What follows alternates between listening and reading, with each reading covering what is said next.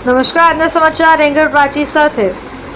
સુરત શહેરના સરસાણા સ્થિત platinum hall ખાતે પ્રદેશ અધ્યક્ષ શ્રી જગદીશ વિશ્વકર્માની અધ્યક્ષતામાં સ્થાનિક સ્વરાજ્યની ચૂંટણીને ધ્યાનમાં રાખીને એક મહત્વપૂર્ણ બેઠકનું આયોજન કરવામાં આવ્યું છે।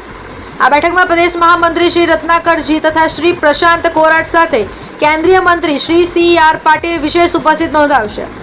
બેઠક દરમિયાન દક્ષિણ ગુજરાત વિસ્તારમાં આવનારી ચૂંટણીને ધ્યાનમાં રાખીને વ્યૂહરચના આયોજન અને સંગઠન મજબૂત બનાવવા અંગે વિસ્તૃત ચર્ચા કરવામાં આવશે। સવારે 10:30 કલાકે શરૂ થનારી આ બેઠકમાં પ્રદેશ અધ્યક્ષ કાર્યકરોના સૂચનો અને અભિપ્રાયો સાંભળશે તેમજ ચૂંટણી પ્રક્રિયાને જીત સુનિશ્ચિત કરવા માટે ચોક્કસ માર્ગદર્શન આપશે। શહેર ભાજપ પ્રમુખ તથા વિવિધ હોદ્દેદારોની ઉપસ્થિતિમાં યોજનારી આ બેઠકને દક્ષિણ ગુજરાતમાં ભાજપના ચૂંટણી પ્રચારના શ્રી ગણેશ રૂપે જોવામાં આવી રહી છે। આ બેઠક દ્વારા સંગઠનને વધુ મજબૂત બનાવવાનો અને આવનારી ચૂંટણીમાં વિજય મેળવવાનો સંકલ્પ લેવામાં આવશે। ડોક્ટર જાગૃતિ દેસાઈ, મહિલા મોરચા પ્રમુખ, સુરત મહાનગરપાલિકા। તો આજે કાર્યક્રમ રાખવામાં આવ્યો છે શું?